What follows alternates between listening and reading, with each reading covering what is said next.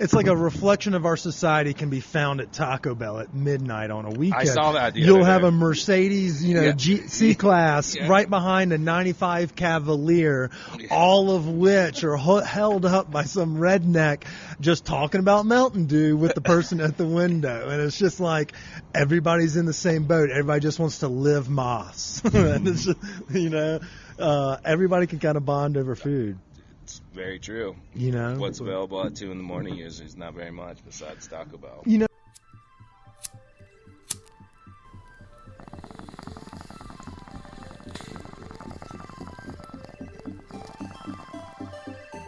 The suppression of the use of marijuana and of the forces lurking behind it are the most important jobs this department is now engaged in. In 1930, the records on marijuana in the Washington office of the Narcotics Division scarcely filled a small folder like this. Today, they fill cabinets. Welcome, ladies and gentlemen, Coloradians and everyone that's smart enough to listen from the outside. One of the most amazing plants we've ever discovered. The pot party, the trippers, the grasshoppers, the hip ones, all gathered in secrecy and flying high as a kite.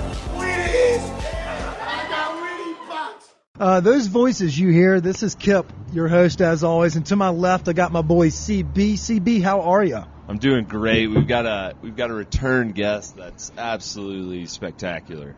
Yeah, not only does he excite me, but at the same time, I get my dick hard when we're doing on-location episodes. And so if you do hear a little background music, that's not our dogs this week in studio.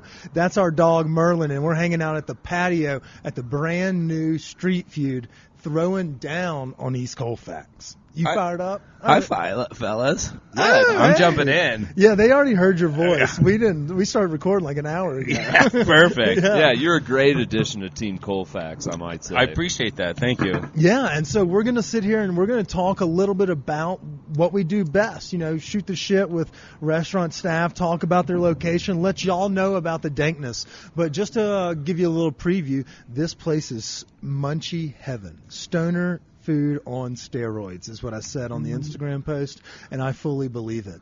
But before we dive into the story of Merlin again and the story of how Street Feud came to be, we want to give a quick shout out to our sponsors. I want to give a tip of the cap to our friends over at Seed and Smith. You know that we hype their dart pen all the fucking time because that thing should be taken with you everywhere, but it's not just the dart pen that makes them great. They have fantastic flour. Recently, they've been doing a pretty sweet campaign over at the location on Oakland Street, and you can check it out at Louisville as well. But go check it out. They have this lemon sole that is just popping. And then obviously you can find all the favorites like Meat Breath, that's my indica of choice, and they have the pre-rolls that have been ruled some of the best in Colorado. I think they won, Cannabis Cups silver medal for best pre-rolls or something of that nature just a few years ago. So they're tried and true. We wouldn't speak of it if we didn't like it. I fucking love not only the dart, but their flower as well. And that's what I'm hyping this month. I'm vibing on the flower. We've tried to do dry January for as long as we could. But Seed and Smith, check them out. 2 locations, Louisville, Oakland Street. Both of them have their flower, and you can find them around the area. Just go to www.seedandsmith.com. Chris, give us the other ad read.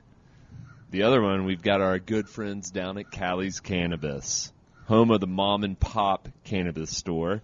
I'm not sure about the locations, but my boy Kip will fill you in on those. But they've got great deals every day of the week.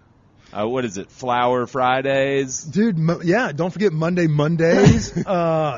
Wax Wednesdays. They've got a different special every day of the week. So no matter what your preference is, they've got a fade for you. So go over there. You mentioned it. They do have 3 locations. They have the one at 8th and Kenosha Court. They have one at Larimer and 31st right next to Rye Society. Shout out to our Jewish buddies over there, Jared and Ross. We love you cats. And then also they have their 3rd location up at Northglenn. So any of those locations, they got great rewards programs, great deals of the day every single day of the week. And Charles is back in charge of their grow operation, so they got great flour. We'll tease, we got another project in the works that we're actually going to talk about this afternoon, but we love our friends over at Callie's as well. That's a great call, Chris. I like where your head's at. All right, let's get back to the conversation. Merlin, Hey there, guys. It's been 3 years since we've had you on the pod. Yeah, crazy. How's life treating you?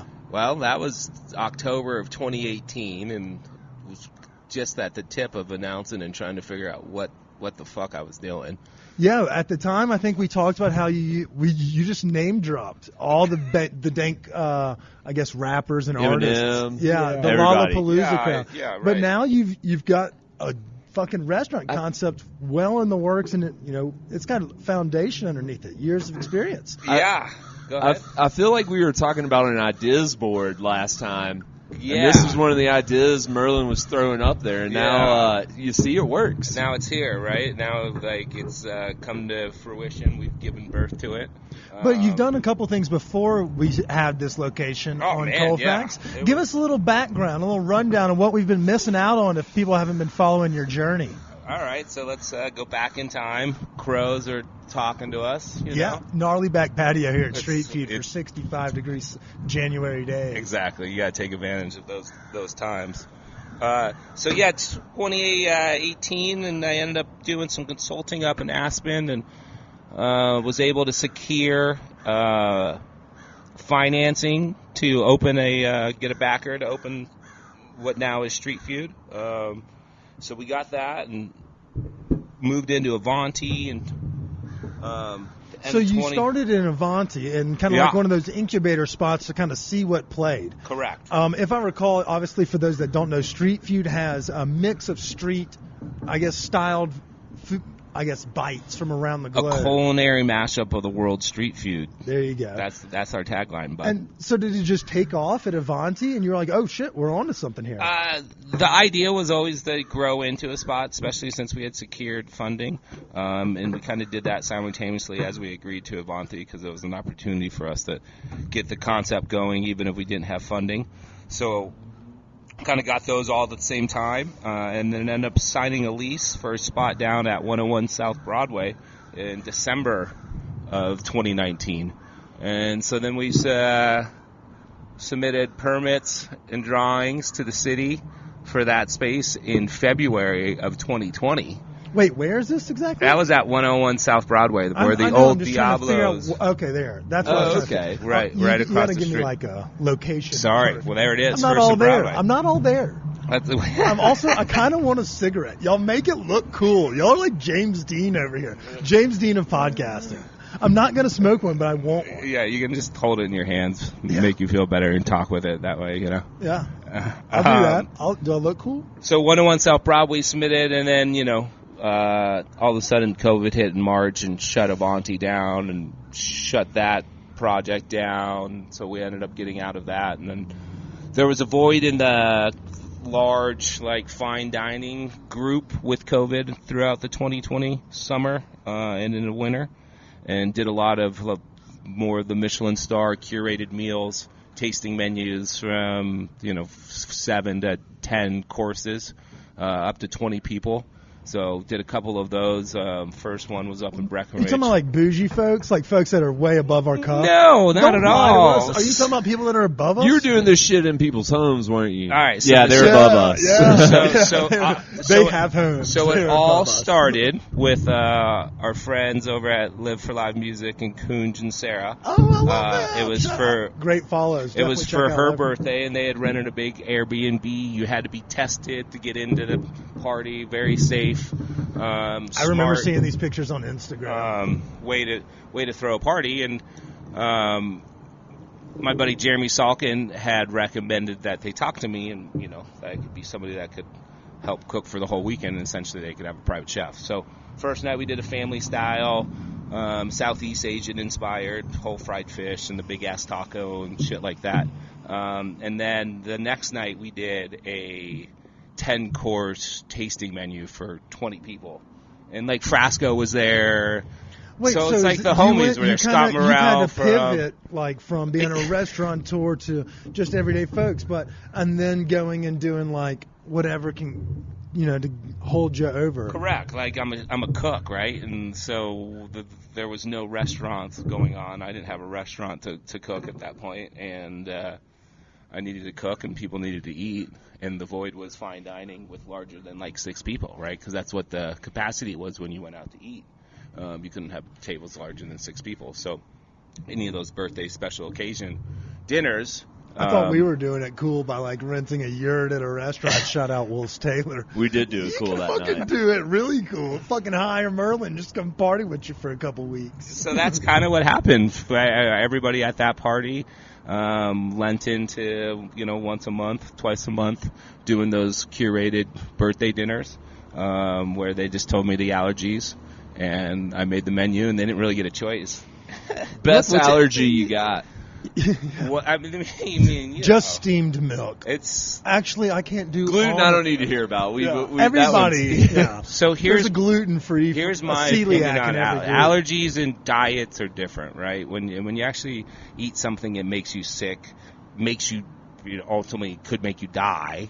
Like, that sucks, right? Like, you're talking about like the peanut butter crowd. Sure, whatever you want to call it. Yeah, allergies. We call them the peanut butter crowd. But there's shellfish allergies, right? Yeah. Like, oh, there's dude, stuff that's when you know that you're kind of on that. Everyone needs to see a therapist if you have a shellfish allergy, because you have a level of depression that you don't even know that everyone else knows. Yeah, because everybody else is enjoying shellfish. Yeah, and you're like, I would rather die. It's also, shellfish. the lack of trust, right? Because they're so scared of getting. Yeah, that's sick, the peanut butter. Right? Yeah. So, it's to me, it's very rewarding when people have those allergies. What's the diet that you hate the most? To cook for? Yeah. South Beach, keto. Yeah. I don't even know what those things are. It's like the LA avocado love or something like that. I'm literally like sesame. What are your allergies? And then what's the most preposterous one you've heard? Seriously, you deal with private dinners. I mean, you've got to have some preposterous guests. I don't know. Give us an insight into the stars, dickhead. But that's the point. It's all a challenge, right? Like, to me, when someone's gluten-free and a vegan, right, I think that's probably the ones that challenge the most, because that takes a lot of ingredients off the table. Then you have to figure out what's left and what you can make. And when you're doing a 7-course tasting menu for that, and you don't use the same ingredient twice, because that's not, that wouldn't be a tasting menu. They call that a pickle. No, it's a great challenge. You can't use 2 ingredients in the same dish. Well, if somebody's allergic to something, you're making a tasting menu and you're offering. And a tasting menu, you're like, have to settle for 2 ingredients being from 2. Be like, sorry, you're gonna get tofu twice. No, yeah, exactly. You can't do that. You can't? No, I don't know. Think about all the prep work he's done for that. Then you have to do like. But I just won't cheat like that too, though. That's the point. Like, it's also to give them the experience that they deserve, paying the same amount of money.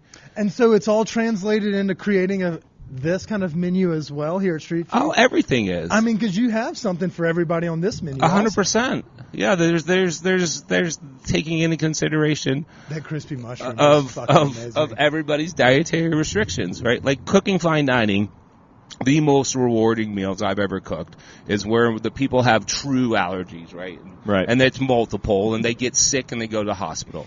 Nobody likes that. I had it happen. I had it happen once early in my career. Lady came back in the kitchen, extremely angry, distressed, and she said something about, was there this ingredient? I can't remember exactly what it was.